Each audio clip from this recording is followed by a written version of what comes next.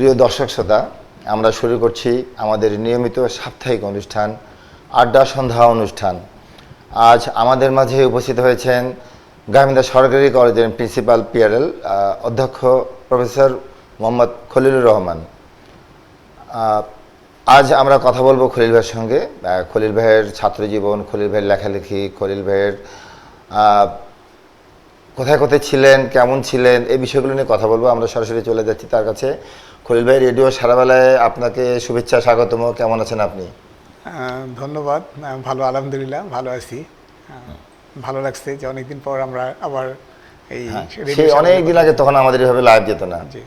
তো অনেকদিন পরে এখন কেমন লাগছে এসে? হ্যাঁ, খুব ভালো লাগছে যে অনেকদিন পর একটা কথা বলার সুযোগ পাচ্ছি দর্শক শ্রোতাদের সাথে, সেই সাথে রেডিওর যারা আছেন এখানে সবার সাথে কথা বলার ভালো লাগছে আর কি। তো এই যে আপনি গাইবান্ধা সরকারি কলেজে দীর্ঘদিন থেকে আছেন, অধ্যক্ষ হিসেবে দায়িত্ব পালন করলেন, তা আপনার অনেক ছাত্রছাত্রী সারা দেশে অনেক জায়গায় আছে, অনেক জায়গায় ছিলেন। তা আপনি একটু সংক্ষিপ্ত পরিচয় যদি আপনি বলতেন। হ্যাঁ, আমি মূলত গাইবান্ধা কলেজেরই ছাত্র ছিলাম। তারপর আমি গাইবান্ধারই সন্তান। আমি গাইবান্ধায় পলাশপাড়ি স্কুল, গাইবান্ধা সরকারি বালক উচ্চ বিদ্যালয়, গাইবান্ধা সরকারি কলেজ, এরপর ঢাকা বিশ্ববিদ্যালয় থেকে আমি লেখাপড়া করে প্রাণীবিদ্যায় লেখাপড়া করে আমি বিশেষ পরীক্ষার মাধ্যমে এই শিক্ষকতায় পেশায় আসি এবং দীর্ঘ প্রায় 32-31 বছর বিভিন্ন জেলার বিভিন্ন কলেজে অধ্যাপনা করি এবং এই অধ্যাপনা করতে যেয়ে আমার অনেক শিক্ষার্থী বা অনেক ছাত্রছাত্রীর সাথে সম্পর্কিত হয়েছি এবং কাছে থেকে তাদের অনেক ভালো কিছু দেখেছি। খুব ভালো লাগে যে আমরা যখন পুরাতন একজন ছাত্র এসে পরিচয় দেয়, স্যার আপনি আমার শিক্ষক, এত সালে আমি এত সেশনে ছিলাম। আমি হয়তো সবাইকে চিনি না, কিন্তু তখন আমার খুব ভালো লাগে আর কি যে আমার একজন ছাত্র প্রতিষ্ঠিত হয়েছে, আমার একজন ছাত্র কর্মক্ষম, সমাজের একটা উন্নয়নে অবদান রাখছে, দেশের উন্নয়নে অবদান রাখছে, সেটি দেখে বা ভালো লাগে আর কি। খলিল ভাই, আপনি ছাত্র জীবন শেষ করেছেন ঢাকা বিশ্ববিদ্যালয়ের সর্বশেষ। আপনি কি জানতেন যে আপনি শিক্ষক হবেন? প্ল্যান ছিল, কোনো লক্ষ্য ছিল যে শিক্ষক হবেন, নাকি ক্যাডার ভিত্তিক যে কোনো চাকরি হলেই হলো? না, আমাদের আসলে ওই সময় দীর্ঘদিন এই আমাদের এই যেটা এরশাদ বিরোধী আন্দোলনে দীর্ঘদিন থেকে সরকারি চাকরির কোনো নিয়োগ বিজ্ঞপ্তি ছিল না। ফলে আমাদের কয়েক বছরের সিনিয়ররাও অপেক্ষা করতেছিল চাকরির জন্য। ফলে ওই সময় চাকরি পাওয়াটা খুব কঠিন ছিল আর কি। তারপরেও আমরা চেষ্টা চালিয়ে গেছি এবং আমরা বলবো যে আমাদের রেজেক এখানে আছে, সৌভাগ্যক্রমেই আমরা পেয়ে গেছি। নতুবা আমাদের ওই সময় অনেকেই চাকরি পায়নি, কারণ ওই একটা জ্যাম লেগে গেছিল আর কি সেখানে। এই জন্য তখন আপনার বিসিএস এর চয়েস ছিল, আপনার কি বলবো যে ক্যাডার ছিল, সেখানে আপনার first choice, second choice, third choice এভাবে দিতেন। জি জি। তো এটা আপনার শিক্ষকতার কি বলে এটা, এডুকেশন ক্যাডার। এটা আপনার একটা বিষয়টা আমি যেটা জানি খলিল ভাই, সেটা হচ্ছে যে আপনি 13 বিসিএসও কোয়ালিফাই হয়েছেন, আবার 14 বিসিএসও কোয়ালিফাই হয়েছেন, ঠিক তো বলছি? জি জি। তা আপনি আসলে কোনটাতে জয়েন করেছিলেন? আমি 14টাই রেজাল্টটা আগে হয়ে গেছে। আচ্ছা আচ্ছা। ফলে এটাতে আমি আগে জয়েন করি। যদিও আইনটা আমরা সেইভাবে আমাদের ভালোভাবে অবগত ছিলাম না। 13টাই সিনিয়র আর কি। আচ্ছা আচ্ছা। তো আমার যাই হোক, যে কোনো কারণেই হোক, আমি 13-এ আর পরবর্তীতে জয়েন করি নেই। আচ্ছা। জয়েন করলে আমি সিনিয়রিটি পেতাম, এটি একটা আমার ঘাটতি ছিল আর কি জানার। শিক্ষকতায় আমার 13 বিসিএসে শিক্ষকতায় আসছে এবং 14 বিসিএস তো এটা বিশেষ ছিলই এটা। আচ্ছা, আপনি বিসিএস পাস করার খবরটা প্রথম যেদিন পেলেন যে আমি বিসিএস পাস করেছি, সরকার, এটা আমাদের বাংলাদেশের বিসিএস পাস করা এটা আমাদের কি বলবো যে চাকরি সোনার হরিণ সুতরাং আমাদের দেশে। সেই দিন আপনার অনুভূতিটা কেমন ছিল একটু বলেন। প্রথম যেদিন আপনি খবর পেলেন? আমি আসলে তো ঢাকায় ছিলাম। আমরা আমার বন্ধু বান্ধবীরা যারা পেয়ে গেছে, তাদের মাধ্যমে আমি আসলে প্রথম খবর পাই আর কি। তো সেটি ভালো লাগার যে বিষয়টা ছিল আর কি, যে আমরা যেন আকাশে উড়ে যাচ্ছি আর কি। এরকম অনেক কিছু পেয়ে গেছি আর কি, এরকম একটা ব্যাপার আর কি, যে সরকারি চাকরি পাবো এটাই স্বাভাবিক ছিল, কিন্তু সেখানে বিশেষ দিয়ে ক্যাডার সার্ভিসে যোগদান করবো এটি আমরা অতটা আমরা পারিপার্শ্বিক কারণেই অতটা হয়তো আশা করিনি। কিন্তু দেখা গেলো যে রেজাল্টে প্লাস প্রথম দিকেই ছিলাম আর কি। না, আপনি তো ছাত্র বরাবরই ভালো ছিলেন, সেটা ঠিক আছে, কিন্তু আপনি ভেবেছিলেন যে আপনার চেয়ে আরো অনেক ভালো ছাত্র আছে, অনেক কম্পিটিটর, কয়েকটা ব্যাচের আর কি আমরা ছিলাম কয়েকটা ব্যাচ জ্যাম লেগেছিল একসাথে আর কি। জি জি জি জি। সেদিক দিয়ে অনেক ভালো লাগছে আর কি। আপনার প্রথম পোস্টিং কোন কলেজে হয় তখন? আমি প্রথম পোস্টিং সিরাজগঞ্জের সরকারি আকবর আলী কলেজ উল্লাপাড়ায় প্রথম যোগদান করি। এই যে আপনাদের 4টা স্টেপ, ধরেন যে lecturer, assistant professor, associate professor, then professor, এই স্টেপগুলো অতিক্রম করতে আপনাদের কিরকম সময় লাগে? এটি এটাকে আলাদা কোনো পরীক্ষা দিতে হয়? হ্যাঁ, যেটি প্রথমে বিভাগীয় পরীক্ষা দিতে হয়, তারপরে সিনিয়র স্কেল পরীক্ষা দিতে হয়। আমাদের সময়ে সরকারি কলেজগুলো তো আসলে তো এইটি অনেক পরে হয়ে গেছে, যার জন্য আমাদের সিনিয়ররা এই পরীক্ষাগুলো ঠিকমতো দিত না, ফলে আমরাও একটা বাধাগ্রস্ত ছিলাম আর কি, যে পরীক্ষা দিতে হবে কি হবে না। কিন্তু আসলে পরীক্ষাগুলো তো দিতেই হবে, পাশের মাধ্যমেই আমরা, যেহেতু আমাদের আগে এই যারা যে কলেজগুলো নতুন সরকারি হয়ে গেছে সেই কলেজে অনেক শিক্ষক ছিল যারা বিশেষ ক্যাডার ছিল না, কিন্তু তারা সামনে থাকার কারণে আমরা আসলে প্রমোশন পেতে, পদোন্নতি পেতে আমাদের বেগ পেতে হচ্ছে, বা নিয়মের মধ্যে এস্টাবলিশড হতে অনেক সময় লেগেছে আর কি, কঠিন ছিল ওই সময়। তারপর মাশাআল্লাহ আমরা প্রায় 8 বছরের মধ্যে প্রমোশন পেয়ে দিই, প্রায় সবগুলোতে আর কি। অ্যাসিস্ট্যান্ট 8 বছরের মধ্যে সবগুলো হয়ে গেছে, জি মানে assistant professor, associate professor, then professor. জি 8 বছর করেই লাগছে আর কি প্রায়। ও, এক একটা স্টেপকে 8 বছর করে লাগছে বলছেন, তাহলে তো অনেক সময় লাগে। এখানে 4 বছর, 2 বছর, 1 বছরে হওয়ার কথা, মানে মোট 8 বছরেই বা 10 বছরেই সবগুলো পাওয়ার কথা। আচ্ছা খলিল ভাই, এটা সম্পূরক প্রশ্ন। এই যে আপনাদের যারা আপনারা ক্যাডার সার্ভিস করেন গভর্নমেন্ট সার্ভিস হিসেবে সরকারি কলেজে, আবার বিশ্ববিদ্যালয় কেন জানি তাড়াতাড়ি তার প্রফেসর হয়ে যায়, এটি আসলে কি কারণ একটু বলা যায় কি? এটি আসলে মানে সরকারি যে শিক্ষা ক্যাডারে আসলে অনেক লোক হওয়ার কারণেই, ম্যানেজমেন্টের এই ঘাটতি থাকার কারণে সময় মতো অনেক কিছু হয় না আর কি। যেহেতু সংখ্যাই বেশি, সেই জন্য এটা সিদ্ধান্ত নিতে একটু সময় লাগে। বিশ্ববিদ্যালয় হচ্ছে সংখ্যায় কম থাকে এবং তারা স্বায়ত্তশাসিত হওয়ার কারণে তারা নিজেরাই বোর্ড বসিয়ে তারা যদি উপযুক্ত হয় তারা দ্রুত পদোন্নতি দেন আর কি। এটা তো শুধু ওই বিশ্ববিদ্যালয়ের সিদ্ধান্ত ওনারা জি নিচ্ছেন। জি জি, এটা তো সমন্বিত বিশ্ববিদ্যালয়গুলোর একটা সিস্টেম নাই। জি জি, কিন্তু সরকারিতে এটা অনেক থাকার কারণে তাদের মধ্যে অনেক কিছু দেখায় তারপরে বিচার বিশ্লেষণ করে, সময় লাগে, অনেক সময় লাগে আর কি। জি। আচ্ছা খলিল ভাই, আপনি ছাত্র থাকা অবস্থায় লেখালেখি করতেন, একটু আসলাম আপনার চাকরি জীবনের। ও আচ্ছা, তার আগে যাই, আপনি কতটা জেলায় আর কি ছিলেন, মোট কয়টা জেলায়? প্রায় সিরাজগঞ্জ, কুড়িগ্রাম, গাইবান্ধা, এরকম 3-4টা জেলায় আমি চাকরি করছি আর কি। আচ্ছা, আপনি ভাইস প্রিন্সিপাল হিসেবে জয়েন করলেন কবে গাইবান্ধা? আমি 2018 সালের 15 ফেব্রুয়ারি উপাধ্যক্ষ হিসাবে এখানে যোগদান করি। তখন আপনার ফিলিংসটা কেমন? এটা ম্যানেজমেন্ট পোস্ট কেমন লেগেছিল? এটি আসলে আপনি কি চেয়েছিলেন নাকি আপনার সরকার থেকে আপনাকে দায়িত্ব দেওয়া হয়েছে? সত্যি কথা বলতে কি, গাইবান্ধা সরকারি কলেজে অধ্যক্ষ প্রফেসরের পদের কোনো পদ না থাকার কারণেই মূলত ওই 2টা পদেই, উপাধ্যক্ষ এবং অধ্যক্ষ, এই 2টা পদেই অধ্যাপকের মানে প্রফেসরের পদ। যেহেতু আমি 17 সালে প্রফেসর হই, ফলে আমাকে হয় এই 2টার যে কোনো একটাতে যেতেই হবে, নতুবা আমাকে বাইরে কোথাও যেতে হবে আর কি। তো বিকল্প থাকার কারণে এখানে যেহেতু তখন ফাঁকা ছিল, সেই জন্য আমি আবেদন করি। আবেদন করার মূলতেই আমাকে।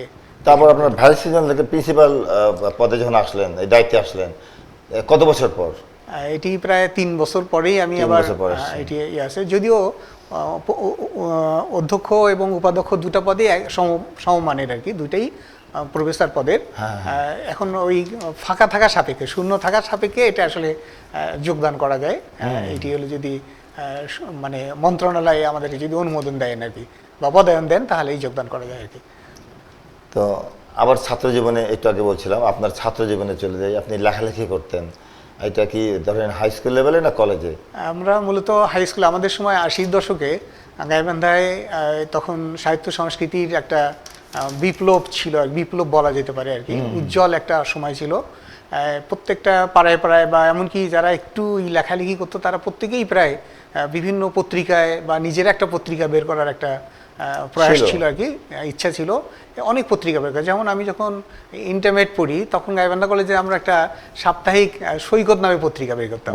তো এটি একটা কিন্তু কম, এটা শুধু আমি না, আমার মতো অনেকেই বের করতো আর কি।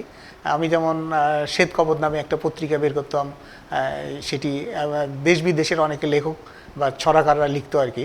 তা আমাদের বন্ধু বান্ধবরা সবাই মোটামুটি মানে লিখতে লিখিয়ে যদিও পরবর্তীতে সবাই হয়তো কবি হয়নি বা সবাই হয়তো লেখক হয়নি, কিন্তু ওই সময় একটা পরিবেশ ছিল আর কি, যে লিখতে লিখতে মানুষের জীবনের যে সম্পাদনার মাধ্যমে অনেকে যে সাহিত্য বা চর্চার মাধ্যমে তাদের যে লেখনী বা বাচনভঙ্গি বা তাদের যে শৈল্পিক যে গুণাবলীগুলো এগুলি কিন্তু বিকশিত হয়। এটি একটা সুবিধা ছিল আর কি। পরবর্তীতে আমাদের চাকরির পরীক্ষা বলেন বা আমাদের যে শ্রেণীর পরীক্ষার বলেন, সেগুলি লেখালেখিতে আমাদের সুবিধা ছিল অনেকগুলো আর কি। আপনার লেখালেখি করতেন সেই সময় আর কে লেখালেখি করতে হবে? আমাদের আপনাদের সিনিয়র ছিল বা আপনারা যাদেরকে আইকন ভাবতেন বা যাদের কাছে যাইতেন? হ্যাঁ, যেমন আমাদের সময় আমরা বলতে যে আবু জাফর ভাই, সাবু ভাই উনি আমাদের পাইনিয়ার ছিলেন আর কি। উনি ছড়া লিখতেন তো এটি, তারপরে সুলতান আহমেদ, তারপরে ওই অমিতাভ দা, তারপরে আমাদের সাথে সমসাময়িক মৌলিয়াজম সবুজ, জামশদ শিমুল, তারপরে ওই কাদির কল্লোল, হ্যাঁ ও আমার যদিও জুনিয়র, ও লিখতো। তারপরে এরকম আমাদের সময় অনেকেই লিখতো আর কি। কাদির কল্লোল তখন যে বিবিসির সাংবাদিক ছিলেন আর কি। এই সময় নীলিমা আক্তার বাণী আমার সাথে, আমার ক্লাস তারা প্রায় আমরা অনেকেই লিখতাম আর কি। বাণী আপনি এখনো চাকরি করছেন নাকি? জি জি। নাকি অবসরে গেছেন? অবসরে কাছাকাছি তো, হয়তো সময় হয়ে গেছে। জি, সময় হয়তো হয়েছে আর কি। তারপর এরকম অনেকেই হয়তো প্রতিষ্ঠিত লেখক হচ্ছে, আমরা হয়তো ওই লাইনে আর না থাকার কারণে আমাদেরকে প্রতিষ্ঠিত হয়নি আমরা। যদিও আমরা ওই সময় আমরা বিভিন্ন পত্রিকা আর কি, যেমন ইত্তেফাক, তারপরে শিশু একাডেমি, শিশু পত্রিকা, এই পত্রিকাগুলো কিন্তু আমাদের লেখা ছাপা হইতো। এমনকি ইন্ডিয়ার অনেক পত্রিকায় আমাদের লেখা ছড়া, বিশেষ করে ছড়াগুলো লেখা হতো আর কি। আপনাদের সেই সময় তো কি বলবো যে খুব একটা, ওই যে আপনি বিপ্লব বলছেন, মানে একটা জোয়ার ছিল, সবার মধ্যে একটা লেখালেখির তাগাদা অনুভব করতো সবাই, এবং তারা লিখতো। আপনি বলছেন যে এগুলি স্থানীয় পত্রিকা ছাড়াও বাইরের পত্রিকা তো প্রকাশ হতো। তো এখনকার যদি ভাবি যে ছাত্ররা, তারা কি ওই চর্চাটা এখনো আছে আপনাদের মতো নাকি? আমার মতে আর কি তুলনামূলকভাবে অতটা নেই আর কি। আছে হয়তো বিক্ষিপ্তভাবে অথবা কেউ সংগঠিত করার চেষ্টা করছে, কিন্তু তখন যে একটা পরিবেশ তৈরি হয়েছিল, একজন হয়তো লিখতে পারে, সেও মনে করতো না আমি একটা পত্রিকা ছাপাবো বা আমি একটা লেখা ছাপালে কেমন হয়, হ্যাঁ এরকম একটা পরিবেশ ছিল। এবং আমাদের হাতে লেখা দেয়ালিকা, হাতে লেখা পত্রিকাও আমরা কিন্তু বের করছিলাম আর কি, হাত দিয়ে লিখে আর কি। যাদের হাতে লেখা একটু সুন্দর, হয়তো কয়েকটা পত্রিকা বের করতাম আমরা, এটাতে প্রচার করতাম, বাইরে পাঠাই। আপনারা একটা পত্রিকা বের করেছিলেন, কি নাম বললেন? শ্বেতকপট। শ্বেতকপট। আমি শ্বেতকপট, ওই সংখ্যা কি রাখেননি দুই একটা কাছে সংগ্রহে? আছে, এখন আছে এটি। ওই শ্বেতকপটটা ছিল একদম মূলত কবুতরের আকৃতি একটা মানে কেটে কাঁচি দিয়ে কেটে কবুতরের আকৃতি, ভিতরে হলো সরা ছিল আর কি। এটি যেমন আমার ওই সময় সেতারা প্রেস, হেলাল প্রেস, এই প্রেসগুলোতে যে আমরা সেই কাঠের দিয়ে অক্ষর দিয়ে আমরা ছবি। আপনাদের সময়কার আমার জানা মতে ধরেন আপনি, সবুজ ভাই, আরো যাদের নাম বললেন, মোটামুটি সবাই কিন্তু লেখে হয়ে উঠেছিলেন আমি মনে করি। সবাই কিন্তু এখনো লেখে, তারা সময় পেলেই লেখে, হয়তো বিভিন্ন ব্যস্ততায় আছে, ওনারা কিন্তু এখনো সময় পেলেই লেখে। আপনি কিন্তু শিক্ষকতা অবস্থায় একটি বই লিখেছিলেন, টেস্ট বই ছাত্রদের জন্য, প্রাণীবিদ্যার। ওটার নাম কি দিয়েছিলেন? বন্যপ্রাণী জীববিজ্ঞান। বন্যপ্রাণী জীববিজ্ঞান, এটি অনার্স চতুর্থ বর্ষের পাঠ্য হিসাবে ছাত্ররা পড়ে। জি জি জি। কিন্তু পরবর্তীতে আর কোনো বই লেখা হয়নি? বই লেখা হয়নি। লেখক মানে প্রকাশকরা আসলে পাঠ্য বই ছাপাতে আগ্রহ কম অথবা অনাগ্রহ দেখায় তারা, কারণ ছাত্ররা ইদানিং হচ্ছে ওই পাঠ্য বই না পড়ে গাইড বই পড়ে। এই কারণেই যারা পাবলিশার তারা এইটা বইটা বিক্রি করতে না পারে, তারা ওই লাভ না করতে পারে, তারা এইভাবে তারা আগ্রহী হয় না আর কি।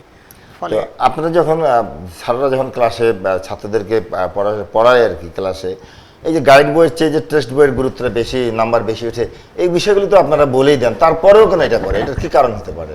এটির আসলে আপনারা তো বলেই দেন যে টেক্সট বই পড়লে পরে আপনার মার্কস বেশি হবে। আসলে ছাত্রদের মধ্যে এই যে তাদের যে লক্ষ্যটা মানে স্থির করতে পারে না, তারা স্থির হতে পারে না, তাদের লক্ষ্য যেন এলোমেলো আর কি। যদি লক্ষ্য স্থির থাকে তাহলে যেমন একটা টেক্সট বুক বই পড়লে যে মূল জিনিসগুলো থাকবে তার ভিতরে, কিন্তু গাইড বই পড়লে মানে এটি মানে ভুল হয় আর কি। আমি আজকেও একটি খাতা দেখছি যে সেখানে মানে এরকম এত ভুল, তাহলে ভুলের উৎসটা আমি খুঁজতে যাই, দেখি যে গাইড বই আসলে প্রকৃতপক্ষে ভুল আর কি, বইটার মধ্যেই ভুল। হ্যাঁ, বইটার মধ্যেই ভুল। এখন আমি কাকে দোষ দেবো? মানে আমি না নাম্বার দিতে পারছি, আবার না কাটতে পারছি আর কি, এমন একটা অবস্থা যে আমি মানে অবাক হয়ে যাচ্ছি যে প্রথমে গাইড বইটাতে লিখলো যে এটা ভুল লিখলে কেন, ভুলের তো একটা মাত্রা আছে, এমন একটা ভুল লিখলো যে তাকে নাম্বারও দেওয়া যাচ্ছে না, আবার ছাত্রকে দোষও দেওয়া যাচ্ছে না। আপনাদের এমন কোনো ক্ষমতা আছে কি যে কোনো যদি আপনারা কনফার্ম হন যে এই গাইড বইটা ভুল, বা আপনি ধরেন শিক্ষা বোর্ডে অথবা মন্ত্রণালয়ে কমপ্লেন করলেন, তাতে কি কোনো অ্যাকশন হবে মনে করেন? না, এটি আসলে আমাদের খুব অনেকটা প্রসেস, তো এটা সহজে হবে না আর কি। হ্যাঁ, লং প্রসেস। হ্যাঁ, লং প্রসেস। ছাত্রদেরকেই আসলে সচেতন হতে হবে, এবং পাশাপাশি শিক্ষকদেরকে ধরেই দিতে হবে যে কোথায় ভুল। যদি ভুলটা ধরে দেওয়া যায় তখন ছাত্ররা বুঝবে আর কি। যখন বুঝবে তখন তারা এটাকে বাধা দিবে বা করবে যে এই বই আমরা নেব না, তখন এটা সম্ভব আর কি।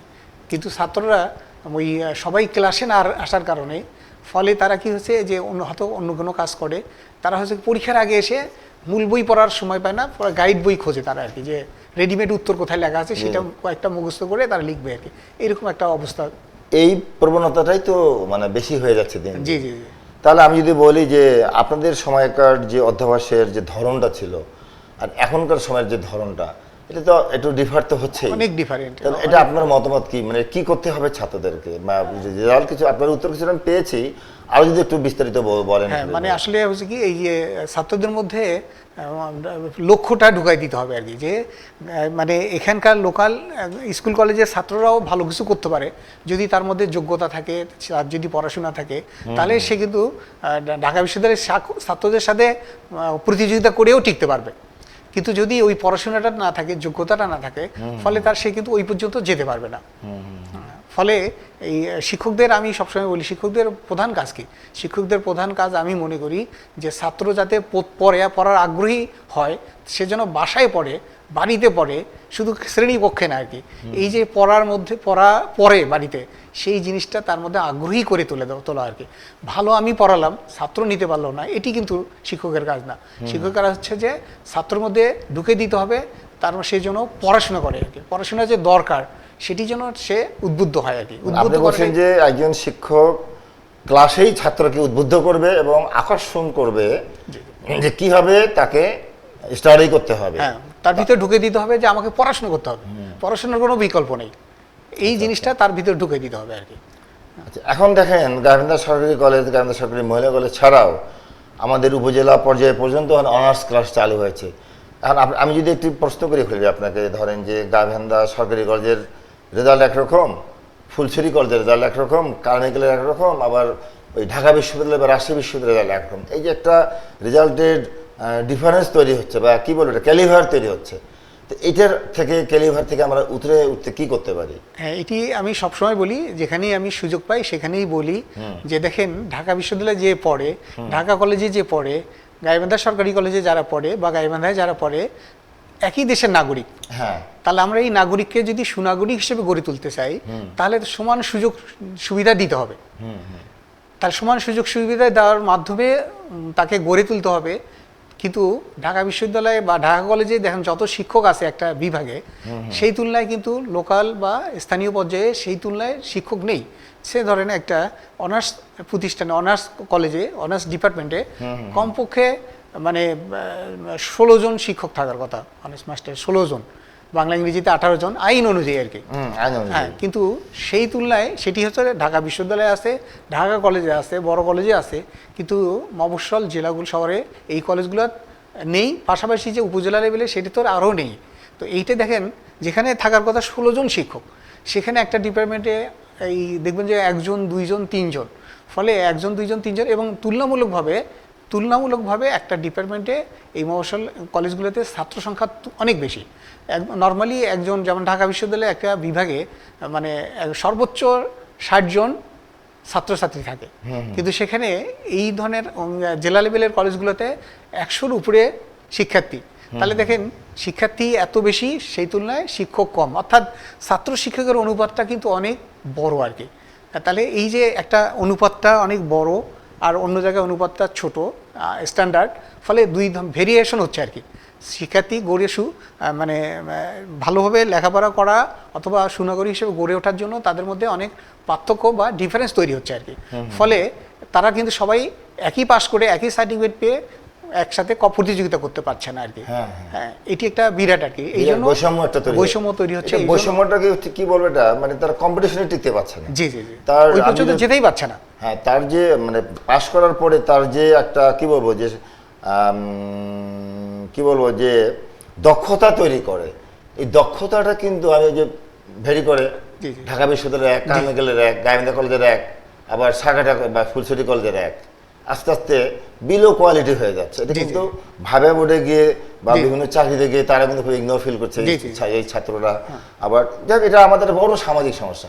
আর আপনার আর কি কি সুপারিশ থাকতে পারে এই সমস্যাগুলো থেকে আমরা এই জন্য আমি বলি যে দেশের মিনিমাইজ উন্নয়ন, করার? যে দেশের উন্নয়ন বা আমরা জাতিগত উন্নয়ন করতে গেলে প্রথমে আমাদের শিক্ষা এবং স্বাস্থ্য খাতে বিরাট একটা নজর দিতে হবে, এবং সমান সুযোগ সুবিধার, বিশেষ করে শিক্ষক ছাত্র অনুপাত, এইটি একটা বিরাট আর কি। এটাই অনুপাতটা কমায় নিয়ে আসতে হবে, এবং সমান সুযোগ সুবিধা দিলে তারপরে তারা যে সত্যিকার মানুষ হচ্ছে কি না সে তারপর মনিটরিং করতে হবে আর কি। হ্যাঁ, একজন ছাত্র এখানকার অবস্থা এমন যে হাত পা বেঁধে দিয়ে দৌড়াতে বলছি আমরা, তো ফলে সে কিন্তু দৌড়াতে পারছে না। তাহলে আমাদের সমান সুযোগ দেওয়ার চেষ্টা করতে হবে। হয়তো একদিনে হবে না, কিন্তু আমাদের চেষ্টা যদি উপর লেভেল থেকে হয় আর কি, এবং সেটাই করা দরকার আর কি। যে গাইবান্ধা কলেজে অনার্স করছে 96-97 সাল থেকে, কিন্তু এখন পর্যন্ত দেখেন যে এখানে প্রত্যেকটা বিভাগে 16 জন বা 18 জন শিক্ষক থাকার কথা, সেটা কিন্তু পদটা সৃষ্টি হয়নি। হ্যাঁ, কতজন করে আছে শিক্ষক সেই আগের প্যাটার্নে 4 জন। তার মানে আমি যদি কম্পেয়ার করে আপনার সাথে কথাটাকে একটু ক্যালকুলেশন করি, এক একটা ডিপার্টমেন্টের লাগে প্রায় 15 জন শিক্ষক, আছে 5 জন, অ্যাভারেজ ধরি, তাহলে 10 জন করে শর্ট। ডিপার্টমেন্ট কয়টা? 14টা ডিপার্টমেন্ট। 14টা। তাহলে ধরেন যে আমার কতজন টিচার এই কলেজে শর্ট, মানে কম আর কি, মানে ঘাটতি। 163 জন শিক্ষক এখনো গাইবান্ধা সরকারি কলেজ নিয়ম আইন অনুযায়ী, সরকারি যে বিদ্যমান আইন আছে, আইন অনুযায়ী 163টা পদ এখনো সৃষ্টি হয়নি গাইবান্ধা কলেজে। আচ্ছা, আপনি অধ্যক্ষ থাকা অবস্থায় আপনি কখনো কোয়ারি করেন যে আমার শিক্ষক সংকট আছে? হ্যাঁ, আমি চেষ্টা করছি এই লাইনেই। আমাদের এই যে মাঝখানে আমাদের একটা পরিবর্তন হলো, পরিবর্তনের কারণে এটি হয়নি। একটা প্রকল্প আকারে, প্রজেক্ট আকারে, আমরা বই আকারে আমাদের যে সমস্যাগুলো বিদ্যমান আইন অনুযায়ী, এটা আমরা একটা ইয়ে দিয়েছি। হ্যাঁ, দিয়েছি। এটি চলমান প্রক্রিয়া, পরিবর্তন না হলে হয়তো এতদিনে হতো আর কি। কিন্তু মন্ত্রণালয় থেকে এগুলো রেসপন্স করে কত দেরিতে? মানে এটি হচ্ছে মন্ত্রণালয়ে মিটিং, ওই কাগজগুলো নিয়ে মিটিং করবে, মিটিং করার ইয়েটা পট পরিবর্তনের কারণে আর হচ্ছে না আর কি, ওটা থেমে গেছে আর কি। আচ্ছা আচ্ছা, এই অবস্থায় আছে আর কি। আচ্ছা, তার মানে এটা মানে আরো সময় লাগতে পারে আর কি। জি জি, আরো সময় লাগে। স্থিতিশীলতা বা যেমন সামনে হয়তো ভোট, এই সমস্ত অনেক কারণবশত আরো দেরি হতে পারে। না, খলিল ভাই, আপনার সাথে অনেক কথা বললাম। সর্বশেষ আরেকটি কথা যদি আপনাকে বলতে চাই, যে এখন যে কোনো ছাত্র, আমি যদি মনে করি যে ফুলছড়ি কলেজেরই হোক বা গাইবান্ধা কলেজের হোক বা কারমেগেল কলেজের হোক, তারা যদি কমিটেড হয় যে আমাকে বিসিএস পাস করার প্রস্তুতি আমাদের নিতে হবে, তাহলে তাকে কি কি মেন্টালি বা কি কি প্রিপারেশন নিতে হবে, যদি একটু আপনার পরামর্শ, আপনি অধ্যক্ষ হিসেবে যদি পরামর্শ দেন। এটি আসলে আমাদের দেখেন, আমাদের আগে যারা শিক্ষক ছিলেন তারা খুবই কিন্তু আন্তরিক ছিলেন। এখন যারা শিক্ষক হচ্ছেন, আমার অবজারভেশনে, সবাই না হয়তো, বেশিরভাগই দেখা যাচ্ছে যে তারা চাকরি করেন। হ্যাঁ, একজন ছাত্রের সাথে যে তার ইয়ে থাকবে, মানসিক বা যে দূরত্বটা বেশি হয়ে গেছে আর কি।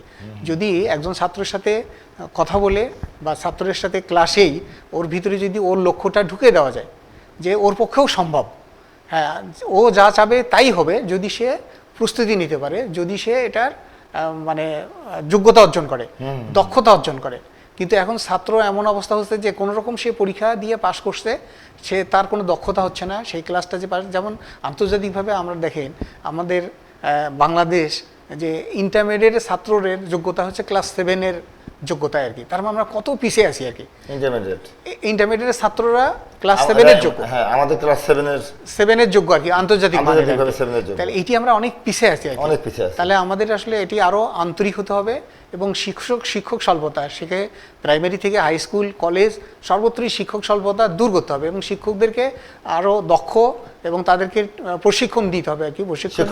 শিক্ষকদেরকে আর কি, মানে যোগ্য শিক্ষক হয়ে যোগ্য ছাত্র তৈরি করা সম্ভব। আপনি বলছেন যে শিক্ষকদের মধ্যেও ঘাটতি আছে বলছেন? জি জি জি। তাহলে ধরেন সবাই তো বিশেষ করার স্কোপ পায় না, ধরেন যারা অন্যান্য কলেজের শিক্ষক আছেন তাদেরকেও এরকম ট্রেন আপ করে তুলতে হবে আপনি জি, জি, বলছেন প্রশিক্ষণের যে মাধ্যমে। প্রশিক্ষণেই পরিবর্তন হয়। পরিবর্তন তাহলে হয়, আচ্ছা, পরিবর্তন করতে গেলে অবশ্যই প্রশিক্ষণ দিতে হবে। শুধু আমি বিসিএস পাস করে আসলাম তাহলে আমার তো ওই ইয়েটা নেই আর কি, কিভাবে পড়াইতে হয়। কারণ একটা ক্লাসে মানে এই যে আমাদের এই মফস্বল জেলাগুলোতে শত শত ছাত্র আর কি, মানে যেমন গাইবান্ধা কলেজে দেখেন সায়েন্সে 350 জন শিক্ষার্থী, তাহলে এটি যদি অর্ধেকও হয় বা বেশি হয় তাহলে এতগুলো ছাত্রর মনোযোগ আকর্ষণ করা কিন্তু খুব কঠিন ব্যাপার আর কি।